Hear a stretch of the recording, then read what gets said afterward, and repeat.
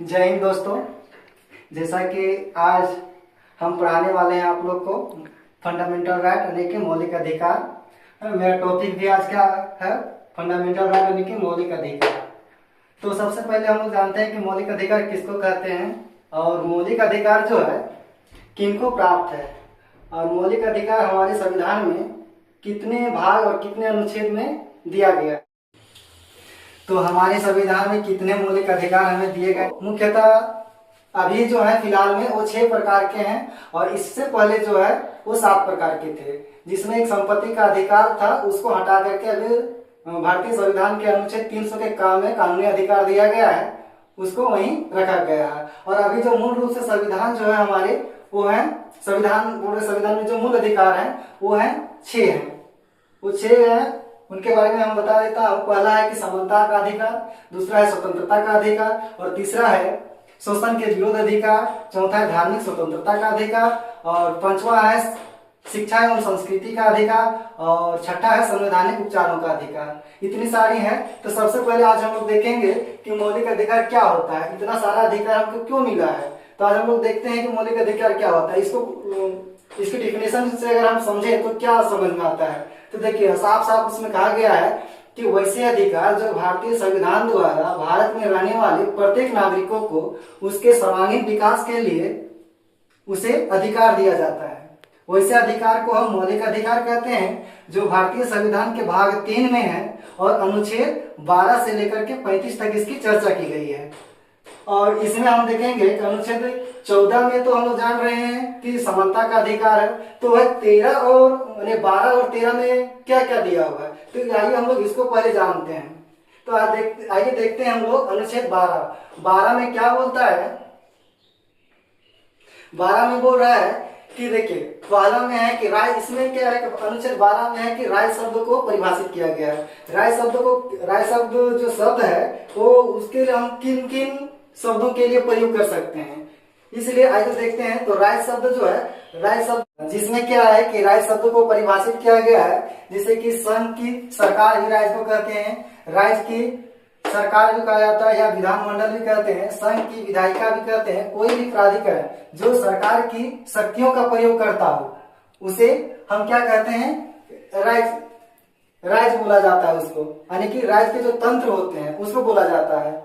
इसलिए और उसी में देखिए 12 के लिए 1 था, यानी कि 12 आर्टिकल 12 का 1 और आर्टिकल 12 का 2 में क्या बोलता है, इसमें बोलता है कि राय शब्द को 3 अर्थों में प्रयोग किया जाता है। सबसे पहला किस लिए, तो देखिए यहाँ सबसे पहले ये क्या है, जूम कर दीजिएगा हल्का सा। देखिए यहाँ राज्य जो है हम देश के लिए भी प्रयोग करते हैं। दूसरा है राज्य जो है, राज्य को हम प्रांत के लिए या प्रदेश के लिए भी प्रयोग करते हैं। तीसरा क्या है कि राज्य को हम सरकारी तंत्र के लिए भी प्रयोग करते हैं। इन तीनों अर्थों में देखिए कि राज्य मतलब देश भी होता है और राज्य मतलब प्रांत या प्रदेश भी बोलते हैं राज्य को, और राज्य मतलब सरकारी तंत्र को भी हम राज्य बोलते हैं। तो आइए हम इससे आगे देखते हैं आर्टिकल 13 क्या बोलता है।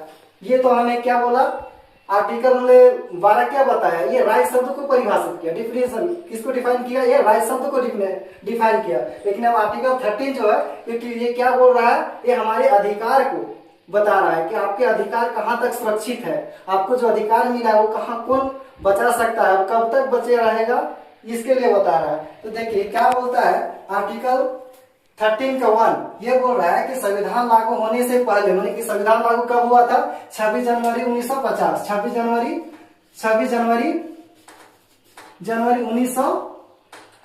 1950 को, 26 जनवरी 1950 को संविधान लागू हुआ था।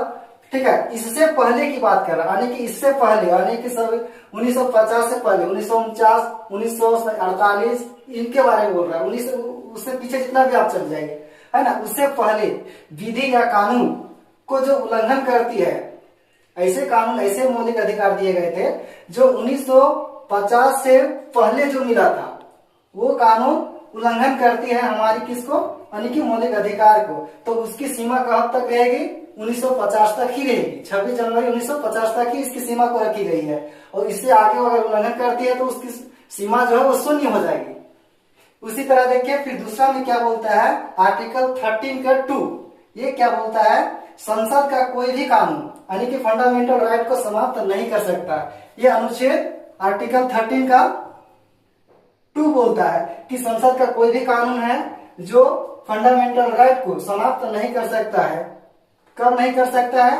1950 के बाद, 26 जनवरी 1950 के बाद जो है, उसके बाद जितने भी हमें मौलिक अधिकार मिले हैं उसको समाप्त नहीं कर सकती है। कौन? तो राय समाप्त नहीं कर। 44वां संविधान संशोधन हुआ था, 44वां संविधान संशोधन हुआ था, है ना। उस समय क्या किया गया था? इसको 44वां संविधान संशोधन हुआ था 1978 में। 1978 में जब हुआ उस समय संपत्ति के अधिकार को हटा करके इसको कहाँ रखा गया था? 300 के काम में जो है कानूनी अधिकार दिया गया था या वैधानिक अधिकार दिया गया था। इसको बोलते हैं हम लोग कानूनी अधिकार दिया गया था, यानी कि संपत्ति के अधिकार उसे छीन नहीं लिया गया, उसे अधिकार दिया गया, लेकिन वो किस आधार पर दिया गया? एक कानून के तहत आप जरूरत के अनुसार अपने धन संपत्ति को अर्जित कर सकते हैं, ले सकते हैं और रख सकते हैं, लेकिन एक लिमिट में। इसके लिए आपको सरकार को कानूनी तौर पर एक टैक्स देना पड़ेगा और वो अब सरकार जब चाहे तब आपको उसके बदले में मुआवजा देगी। उसके बाद फिर मुआवजा देकर ही आपसे वो संपत्ति ले सकती है। वो अचल संपत्ति की बात है, चल संपत्ति की बात है, इसमें आपको रखना है, लेकिन इसके रखने के बाद भी आपको टैक्स देना पड़ेगा, है ना। तो इससे आगे की जानकारी आप लोग को चाहिए तो हम नेक्स्ट वीडियो में बनाएंगे, जिसमें हम इक्वालिटी के बारे में बताएंगे, यानी कि समानता के बारे में बताएंगे, समानता का अधिकार के बारे में बताएंगे। आर्टिकल 14 से लेकर के 18 तक इसकी चर्चा की गई है ना। तो आप लोग को उसके बारे में हम विस्तार से बताएंगे, सभी के बारे में। ठीक है, धन्यवाद।